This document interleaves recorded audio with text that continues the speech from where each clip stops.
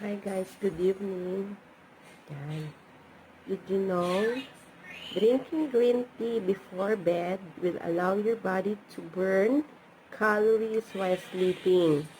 Green tea also increase your metabolism. So, ito tayo guys. One matcha green tea bago tayo matulog maya-maya. So,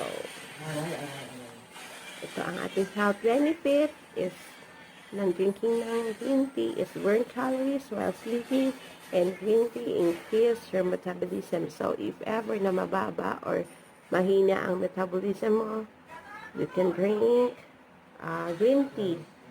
Meron siya mga pwede kung paano siya inumin, or meron siyang before meal, after meal, or mga ganon. So, search na lang guys.